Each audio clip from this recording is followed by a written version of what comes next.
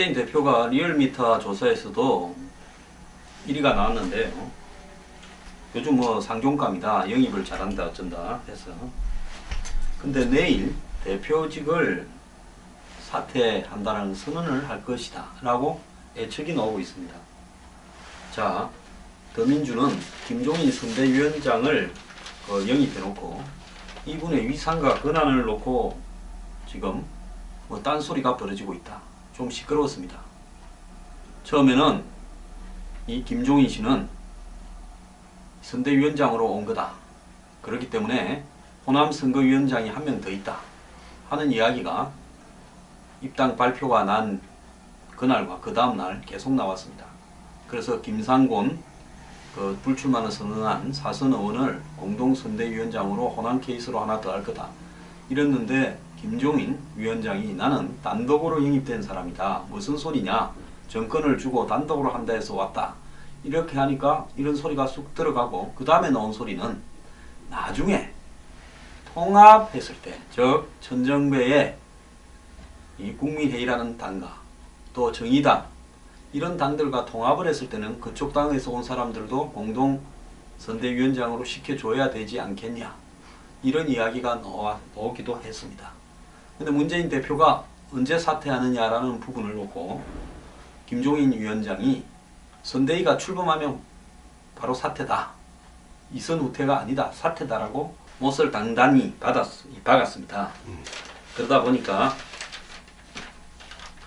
처음에는 뭐 지도부는 공동체제다, 결재는 대표 몫이다 이랬는데, 김종인 위원장은 단독체제고 대표 권한의 전면 이양이다, 공천까지 포함되어 있다, 이렇게 지금 이야기가 나왔습니다. 자, 그래서 진노 일부는 혁신위원회 성격의 한마디로 여러가지 혁신안을 내는 그런 선대이다 라고 했고, 김종인 위원장은 비대위에 준하는 선대이다, 즉 비대위와 선대위 비상대책위원회, 즉 당의 지도부가 무너지고 나면 임시로 만드는 게 비상대책위원회지 않습니까? 그래서 비대위에 준하는 선대위다, 이렇게 이야기를 했습니다. 일단 정말로 19일 문재인 대표가 사퇴를 선언하게 되면 사실상 김종인 비대위로 가게 되는데요. 이 문제는 매우 복잡한 부분이 있습니다. 이 더민주, 즉 지금 친노가 장악한 이 더민주당이 과연 내부에 쪼개질 분란을 갖다가 덮기 위해서 과거 민정당, 민자당부터 시작해서 여건을 두루 거치고 지난 대선에 박근혜 대통령을 도왔던 김종인 씨를 데려와서 당의 총선과 관련된 공천부터 정책부터 모든 것을 다 김종인 씨에게 맡겨버린다. 그러면 대한민국의 정당이라는 의미는 무엇이냐라는 문제가 당연히 나올 수 있습니다. 저는 개인적으로 뭐 김종인 씨하고도 잘 아는 사람입니다. 그렇지만 여기서 중요한 부분들은 정당이라는 것은 당원과 또 그 지향에 가야 될 바를 다룬 당헌 당규, 그리고 그걸 갖다가 꾸려가기 위한 시스템, 이런 부분들을 가지고 운영을 하다가 총선 때 심판을 받는데, 그 정당이 지금 갈라질 위기에 놓였다고 해서 그것도 무슨 정책을 놓고 크게 싸운 것도 아닙니다. 공천을 놓고 싸우다가 갈라질 위기에 부딪혔다고 해서 그 정당의 성격과 전혀 다른 방향에 있던 인물을 데려와서 그분에게 모든 당의 결정들을 공천을 비롯해서 총선 공약까지 정책까지 다 맡겨버리는 것이 역대 선진 민주주의 사회에 있어서 이런 사례가 있는지 의심스럽습니다.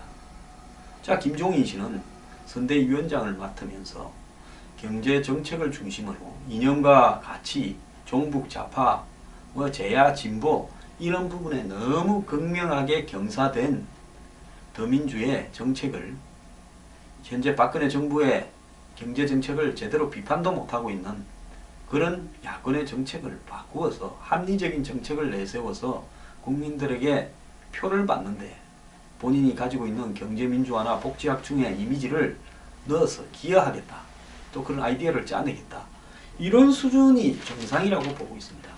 뭐 오늘 동아일보의 논설위원은 문재인 대표가 본인이 대권으로 가기에 데리고 가기에 부담스러운 친노 골수 강경파들을 쳐내기 위한 부분이다. 문재인 대표가 친노 골수 강경파를 다 치내고 나면 본인은 뭔 수로 대선에 갑니까?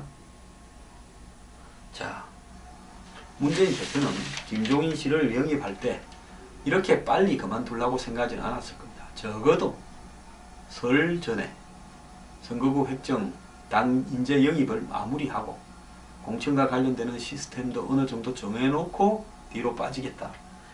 그리고 가능하면 사태가 아닌 이선 후퇴라고 하고 대표는 있으나 존재하는 것이 아니다.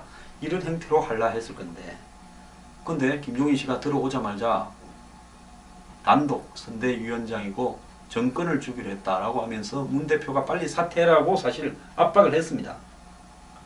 그러면서 선대위에 친노는 하나도 없다.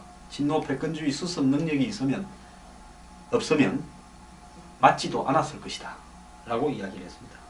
자, 문 대표 측은 선거 승리를 위해서 모든 권한을 위임했는데 일부 친노는 사퇴를 지금 반대하면서 비판에 들어갔습니다. 자, 과연 문재인과 김종인 두 사람이 짜고 치는 고스톱일까요? 안 그러면 문재인 대표가 급한 김에 양날의 칼과 같은 김종인을 잘못 삼켰다가 본인이 김종인 칼에 찔려가고 있는 걸까요? 이것이 굉장히 궁금한데요. 저는 문재인이 김종인을 불러서 내가 정권을 위임하도록 당신이 세게 나가고 정권 위임 받았다고 하면서 그럼 난 사퇴한 척 할 거니까 당신이 친노 강경파들 일부를 잘라내어서 총선 승리가 가능하도록 해달라. 저는 제가 아는 친노의 속성으로 보면 그건 아니라고 봅니다. 김종인 씨가 사실 정치인의 속성을 좀 이용한 거 아닌가 하는 생각도 듭니다. 정치인들은 뭐든지 명확하게 말하지 않고 마지막에 계약을 할 때도 그렇습니다. 자기가 빠져나갈 구멍 하나쯤은 애매하게 이야기도 합니다. 근데 김종인 씨가 일단 맡고 난 다음에 여기서 김종인 씨가 맡았다가 다시 기분 나쁘다고 깨버리면 김종인 씨는 뭐 별로 잃을 것도 없습니다. 뭘 더 잃습니까? 문재인 대표가 치명타가 되니까 그런 부분들을 이용해서 실제로 애매하게 되었던 부분을 본인이 유리한 대로 밀어붙여서 문재인 대표가 뭐 어쩔 수 없이 사퇴한다. 이렇게 되는 양상이 있는 게 아닌가 지금 그렇게 좀 보여지는데요. 지금 여기서도 그냥 넘어갈 겁니다. 사퇴해도요. 왜? 지금 사퇴해도 더민주를 장악하고 있는 친노의 이런 역할로는 커버가 가능하다. 김종인 씨를 컨트롤하는 게 가능하다. 이렇게 생각을 할 건데 김종인 씨는 한국 정치사에 보기 드문 강한 캐릭터와 자기애적인 개성을 가진 분입니다. 이분 만만치 않아요. 박근혜 대통령 선대위 때도 얼마나 트러블이 있었습니까? 비대위원 할 때. 그래서 아마 더민주는 김종인을 놓고 총선이 끝나는 그날까지 애를 먹게 될 거고 공천을 할 때는 김종인 위원장이 아마 자기의 뜻대로 공천을 하려고 친노의 리모트 컨트롤 원격 조정을 듣지 않을 가능성이 많다는 겁니다. 자, 이 부분이 긍정적인 부분으로만 보여지느냐 안 그러면 부정적인 측면이 극명화되느냐는 앞으로 더민주의 성공에 실패에 사활을 건 요인이 될 거라 봅니다.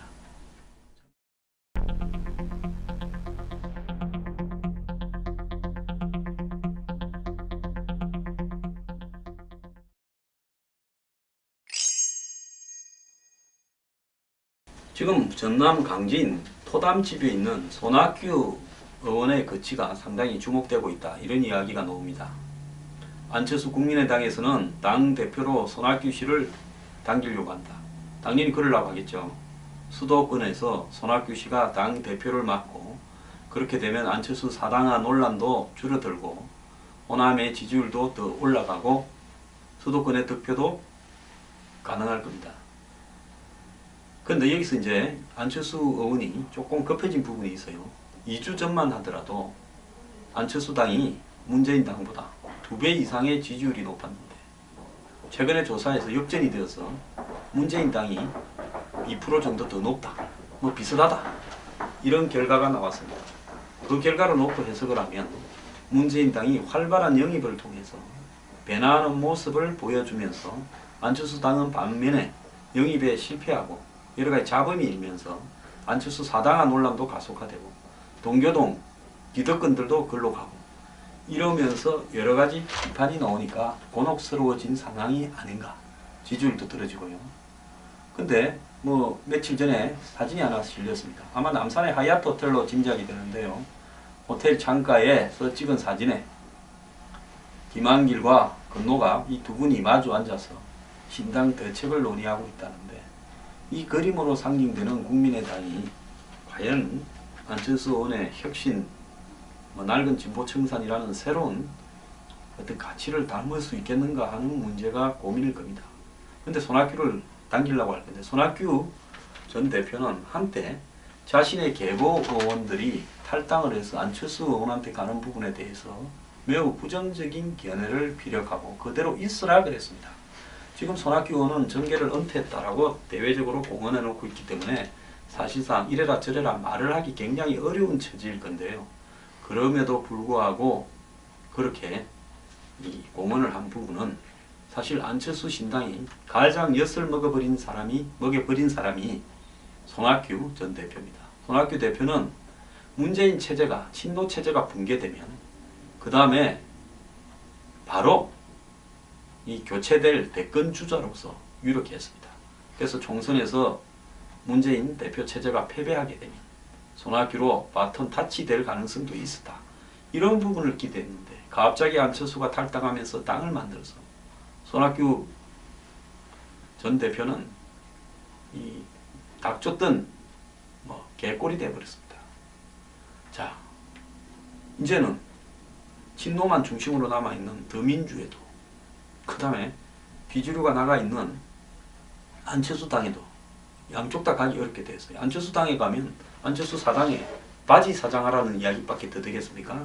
그렇다고 친노 중심의 문재인 당은 이제 총선에서 좀 패배를 해도요, 친노는 구실이 생겼습니다. 일당만 하면 된다.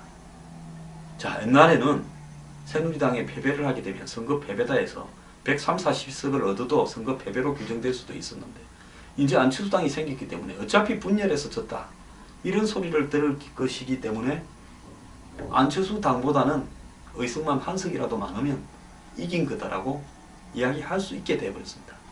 그래서 야권 분열이 진노에게는 큰 부담을 들어주고 집중을 해서 안철수 당만 이기자, 이렇게 지금 해석될 수 있는 여지도 많이 나겠습니다.